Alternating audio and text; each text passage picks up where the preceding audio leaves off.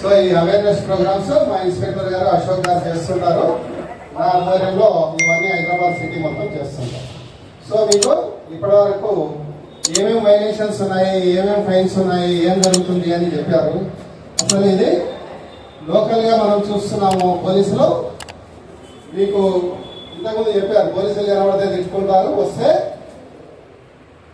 Fine చేస్తాడు, పట్టుకుంటాడు అని చెప్పేసి అంతే తప్ప మనకు ఆలోచన వేరే రకంగా వెళ్తలేదు. ఇంకా కొంత ముందుకు వెళ్తే ఏమి ఆలోచిస్తారు, గవర్నమెంట్ కు డబ్బులు తక్కున్నాయి కాబట్టి ఫైన్లు వేస్తున్నారు, డబ్బులు వసూలు చేస్తున్నారు అని చెప్పేసి ఒక అభిప్రాయం మనకు ఉంది. కానీ ఈ విషయం నేను కంపేర్ చేస్తాను, మిగతా దేశాలతో కంపేర్ చేసినప్పుడు మీకు తెలుస్తుంది. సో దీనికి ముందు మనకి ఎవరో కాదు, మీరే ప్రపంచంలో మీకు మీరే అందుకన్నా అందమైన వ్యక్తి. ఎగ్జాంపుల్, మీరు కాలేజీ ఉంది, మీరు గ్రూప్ ఫోటో దిగారనుకోండి. గ్రూప్ ఫోటో దిగుతారా? గ్రూప్ ఫోటో వచ్చినప్పుడు ఫస్ట్ ఎవరి ఫోటో తీసుకుంటారు? మీరు మీ ఫోటోనే తీసుకుంటారు కదా. సో కాబట్టి ప్రపంచంలో అందమైన వ్యక్తి ఎవరో కాదు, మీకు మోరే అందమైన వ్యక్తి. అటువంటి వ్యక్తిని కాపాడడం మా ఉద్దేశము, అంతే తప్ప మీకు ఫైన్ చేయడం. దీని గురించి స్వామి వివేకానంద యువత గురించి ఎన్నో కొటేషన్ చెప్పాడు. అందులో ఒక కొటేషన్, ప్రతిరోజు మీరు మీతో ఒకసారి మాట్లాడుకోండి, లేదంటే ఒక అద్భుతమైన వ్యక్తితో మాట్లాడే అవకాశాన్ని మీరు కోల్పోతారు. ఎవరితో మాట్లాడాలి? మీతో మీరే. నేను ఏం చేశాను ఈరోజు, ఏమిటి అనేది నీతో నువ్వు ఒకసారి మాట్లాడుకుంటే నీకు మిగతా విషయాలన్నీ సెటరేట్ చేసుకుంటావు. ఎవరో చెప్పాల్సిన అవసరం లేదు, ఖచ్చితంగా మీతో మీరు ఒకసారి మాట్లాడుకోవాలి. సో అప్పుడు మీకు ఏం చేస్తున్నాం అనేది మీకే తెలుస్తుంది, ఎవరో చెప్పాల్సిన అవసరం లేదు. అదేవిధంగా ఇంకొక వివేకానంద స్వామి కొటేషన్ ఏమి, arise awake and stop not until the goal is reach. అంటే మన జీవితానికి సంబంధించింది. నువ్వు మేల్కోండి, లేవండి, నీ గోల్ రీచ్ అయ్యే వరకు కూడా, గమ్యం చేరే వరకు కూడా మీరు విశ్రమించవద్దు అని చెప్పేసి, అది జీవితానికి సంబంధించింది. ఈ కొటేషన్ కు మీరు దగ్గరలో ఉన్నారు. మీరు యూజీ స్టూడెంట్స్, పీజీ స్టూడెంట్స్, ఇప్పుడు పీజీ స్టూడెంట్స్ ఉన్నారు. నెక్స్ట్ గోల్ కు మీరు చేరువలో ఉన్నారు కాబట్టి గోల్ చేరుతున్నాం. ఇదే విషయాన్ని మేము డ్రైవింగ్ కూడా చెప్తాము. బైక్ హెల్మెట్ పెట్టుకోకుండా నువ్వు బైక్ నడిపితే నువ్వు చేరుకునే గమ్యం చేరుకోకుండానే యాక్సిడెంట్ చనిపోయే అవకాశం ఉంటుంది. లేదా సీట్ బెల్ట్ పెట్టుకోకుండా గమ్యం చేరకుండానే చనిపోయే అవకాశం ఉంటుంది. మీరు సేఫ్ గా గమ్యం చేరాలనే ఉద్దేశంతోనే మీ ఈ రూల్స్ ని ఇంప్లిమెంట్ చేస్తున్నాం. సో అందరూ సేఫ్ గా ఉండాలనే ఉద్దేశంతో చేస్తున్నాను. ఏ విధంగా అనేది మీకు చెప్పడం జరుగుతుంది. ఎగ్జాంపుల్, మీరు ఒక ఫోన్ కొన్నారనుకోండి, అందరు కొంటారు కదా ఫోన్లు. ఏం చేస్తాం, దాన్ని కాస్ట్లీ ఫోన్ కొన్నాము, మనం పీజీకి వచ్చాము, తల్లిదండ్రులను అడిగి కాస్ట్లీ ఫోన్ కొంటాము. ఏం చేస్తాం అప్పుడు, దానికి స్క్రీన్ గార్డ్ వేపిస్తాము, మంచి కవర్ వేపిస్తాము, అవునా, డ్యామేజ్ కాకుండా ఉండడానికి. కానీ ఫోన్ డ్యామేజ్ అయిందనుకో, ఇంకొక ఫోన్ కొనుక్కోవచ్చా? కొనుక్కోవచ్చు. కానీ మనకు జీవితము ఒకటే జీవితం. సినిమాలో చూపించినట్టు చాలా సినిమాలు చూస్తాం, తెలుగు కానీ హిందీ కానీ. చనిపోయి మళ్ళీ యాక్సిడెంట్ అయినా కూడా నువ్వు బతుకుతావు. ఎందుకు? నీ కాలు విరిగినా, చేతి విరిగినా, రిప్స్ విరిగినా, ఎక్కడ ఏమైనా కూడా ట్రీట్మెంట్ అవకాశం ఉంది. అదే తల పగిలితే అవకాశం ఉందా? ప్రపంచంలో అన్ని కనుక్కుంటున్నారు, సైంటిఫిక్ పెరిగిపోయింది. కానీ మీకు ఏముంటుంది తలలో? బ్రెయిన్. బ్రెయిన్ అంటే ఏంటి? Super computer. ఎన్ని కంప్యూటర్లు వచ్చినా కూడా దాన్ని మించింది లేదు. దానికి చిన్న ట్యూమర్ అయితే కూడా ఈ రోజుల్లో కూడా ప్రపంచంలో కరెక్ట్ గా ట్రీట్మెంట్ చేసే అవకాశం లేదు. ఆ ట్యూమర్ తీసే క్రమంలో కొద్దిగా టచ్ అయిన చిన్న నర్వ్కి నువ్వు మెంటల్ గా సరిగా ఉండవు, పనిచేయవు. సో ఆ చిన్న ట్యూమర్ ని ఏమి చేయలేనప్పుడు నీకు పెద్ద దెబ్బ తగిలితే ఎవరు ఏమి చేయలేరు. శాశ్వతంగా నువ్వు బెడ్కు పరిమితం కావాల్సి వస్తుంది. అప్పుడు తెలుస్తుంది నీకు ఎవరు సేవ చేయరు. పాత రోజుల్లో కనీసం సేవ చేసేవారు. బెడ్కి రిటర్న్ అయితే నిన్ను ఎవరు పట్టించుకోరు, ఎవరు చూడాలనుకుంటారు. ఈ విషయాలని అందుకే చెప్పేది, నీతో నువ్వు మాట్లాడుకుంటేనే విషయం తెలుస్తుంది. దానికి ఎగ్జాంపుల్, లైవ్ ఎగ్జాంపుల్ నేను 1997లో నల్గొండ డిస్ట్రిక్ట్ లో వేశారు. నాకు స్టార్టింగ్ లో ఫస్ట్ పోస్టింగ్ 96 లో ట్రైనింగ్ అయిపోయింది. 1 year తర్వాత వేస్తే అప్పుడంతా అదంతా నక్సలిజం ఏరియా, పెద్ద ఎత్తున నక్సలైట్లు ఉండేది. ఎప్పుడు మేము వాళ్ళ గురించి సెర్చ్ చేస్తూ పెరిగేది. ఎందుకంటే చుట్టుపక్కల వచ్చి ఎవరినో ఒకరిని చంపేసి వెళ్ళిపోయేది గ్రూప్ వచ్చేసి వెపన్స్ తో.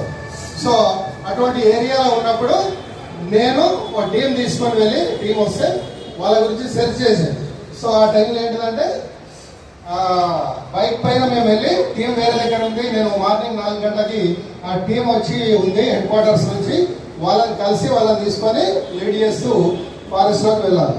సో మార్నింగ్ 4 గంటలకు వెళ్తుంటే అప్పుడు నేను నా కానిస్టేబుల్ ఇద్దరం బైక్ మీద వెళ్తున్నాము, వెపన్స్ ఉంటాయి. సో ఇద్దరం హెల్మెట్ పెట్టుకున్నాం. ఎందుకు చెప్పండి, ఆ రోజుల్లో అసలు హెల్మెట్ గురించి టాపిక్ లేదు. సో మీరు తక్కువ రేటుకి వస్తుందని మామూలు హెల్మెట్ కాదు, దానికి మందంగా ఉండే హెల్మెట్ ఇద్దరం పెట్టుకున్నాము. ఎందుకంటే నక్సలైట్ ఒకవేళ ఒక్కొక్కసారి అటాక్ చేసి బుల్లెట్ కొట్టినా మా తలకు తగలకుండా స్లిప్ కావడానికి చాలా మందమైన హెల్మెట్ పెట్టుకొని మేము వెళ్తున్నాము. 80 స్పీడ్ లో వెళ్తున్నాము. అది ఇంటీరియర్ ఏరియా, చిన్న రోడ్డు, కంకర్ రోడ్డు. ఒక విలేజ్ టచ్ అయినప్పుడు అక్కడ ఇంటి కన్స్ట్రక్షన్ గురించి ఇసుక వచ్చారు. మాకు అది సడన్ గా కనబడలేదు. మేము బ్రేక్ వేసేలోపు ఆ ఇసుకలోకి వెహికల్ వెళ్ళిపోయింది. మేమిద్దరం ఎగిరి దూరంగా పడ్డాం. సో మా కాళ్ళు చేతులకి దెబ్బలు తగిలాయి, కానీ నా తలకి కూడా చిన్న కానిస్టేబుల్ కానీ నాకు కానీ దెబ్బ తగలలేదు. నేను ఒకవేళ ఆ రోజు హెల్మెట్ లేకుండా ఉంటే ఈరోజు మీ ముందు ఉండేవాడిని కాదు. సో ఇది ప్రాక్టికల్గా కాబట్టి ఖచ్చితంగా హెల్మెట్ ఉంటే మీకు 80 స్పీడ్ లో పోయినా మీరు పడితే మీకు ఫ్రాక్చర్ అయ్యే అవకాశం ఉంటుంది తప్ప ప్రాణాలు పోయే అవకాశం ఉండదు. కానీ మీరు హెల్మెట్ లేకుండా వెళ్తే మీరు 20 స్పీడ్ లో పడి కింద పడిన తలగాని రోడ్డుకి గుద్దుకుంటే మనకు అవసరం లేదు. కొబ్బరికాయలు కొడతారు కదా, సేమ్ అదే సిచ్యువేషన్. మీ తల కొబ్బరికాయ గుర్తు చేసుకోండి, అలాగే పగులుతుంది. దానికి ట్రీట్మెంట్ కూడా చేసే అవకాశము చాలా తక్కువ. ఒకవేళ ప్రాణాలతో హాస్పిటల్ వెళ్ళినా కొన్ని నెలలు ట్రీట్మెంట్ అయిన తర్వాత కూడా మీరు చనిపోయే అవకాశం ఉంటుంది. అప్పుడు మీ తల్లిదండ్రులు సంపాదించిన ఆస్తి పోతుంది, మీరు పోతారు, అందరూ బాధపడతారు. సో అదేవిధంగా సీట్ బెల్ట్ కూడా పెట్టుకుంటే మీరు present number of air balance వస్తున్నాయి, బతికే అవకాశం చాలా ఎక్కువ ఉంటుంది. మ్యాక్సిమం ఒక్కొక్కసారి మీరు చూస్తారు కారు యాక్సిడెంట్ అయిందంటే దానికి చిన్న దెబ్బ తగిలి ఉంటుంది, కానీ లోపల ఉన్న వాళ్ళు గ్లాస్ పైన పడి గ్లాస్ పగిలిపోయి దాని మీద పడి చనిపోతారు. అదే 120, 140 పైన కూడా చనిపోకుండా ఉంటారు. ఎప్పుడు సీట్ బెల్ట్ పెట్టుకున్నప్పుడు చిన్న గాయాలతో బయటపడతారు. ఆ వెహికల్ చూస్తే దీంట్లో ఉన్న వాళ్ళు ఎవరు బతకలేదు అనుకుంటారు, కానీ సీట్ బెల్ట్ పెట్టుకుంటే మాత్రం బతికిన సందర్భాలు ఉన్నాయి. మీకు వీడియో చూపిస్తారు, దాంతో కొద్దిగా అర్థమవుతుంది. సో ఇది మనం లోకల్ వరకు ఇప్పటి వరకు మాట్లాడుతున్నాం. కానీ ఎందుకు ప్రభుత్వాలు ఇప్పుడు ఫైన్లు పెంచాయా? చాలా ఫైన్లు పెంచాయి మీకు సంబంధించి. అదేవిధంగా కొన్ని శిక్షలు కూడా పెంచాయి. ఇంతకుముందు చెప్పారు మైనర్ లైసెన్స్ ఉంటే అంతకుముందు ఫైన్ వేసి వదిలేసేది 300.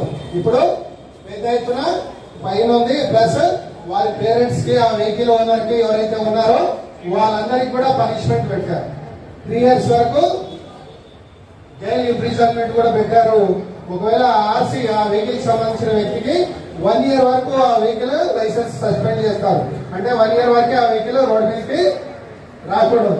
సో ఆ ఎవరైతే వ్యక్తి నడిపారో అతనికి 18 years రావాల్సిన లైసెన్స్ 25 years తర్వాత మాత్రమే ఇస్తారు. సో ఇవన్నీ కూడా పెంచుకుంటూ వెళ్ళేది.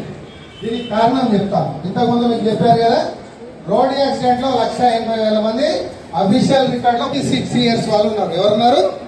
16 సంవత్సరాల నుంచి 36 సంవత్సరాల మధ్య వయసు వాళ్ళు ఎక్కువ ఉన్నారు. దాంట్లో హెల్మెట్ పెట్టుకొని వాళ్ళు ఎక్కువ. ఎవరు చనిపోయారు? హెల్మెట్ పెట్టుకొని బైక్ నడిపే వాళ్ళు ఎక్కువ మంది చనిపోయారు. సో ఈ యూత్ ఏమవుతుంది, ఇంతకుముందు చెప్పాం కదా, ఒక వ్యక్తి చనిపోతే మళ్ళీ మిమ్మల్ని తయారు చేయాలంటే ఈ దేశానికి 2 decades పడుతుంది, 20 సంవత్సరాలు పడుతుంది. రీసెంట్ మీరందరూ కూడా వేరే వేరే దేశాలకు, వేరే వేరే జాబ్స్ కి వెళ్లే వాళ్ళు చాలా మంది ఉంటారు. ఇప్పుడు అమెరికాలో సిచ్యువేషన్ ఏముందండి? చాలా మందికి ఐడియా ఉందా? వేరే దేశాలను ఎవరిని రానియము, సాఫ్ట్వేర్ వాళ్ళకు వీసా ఇయ్యము, ఇండియా వాళ్ళకు అసలు ఇవ్వము అని చెప్పేసి ఒక సిచ్యువేషన్ ఏర్పడింది. అవగాహన ఉందా? మీకు ఐడియా ఉందా? సో కానీ తర్వాత సిచ్యువేషన్ అంటే మీరు అది చూస్తున్నారో లేదో తెలియదు, కానీ అమెరికా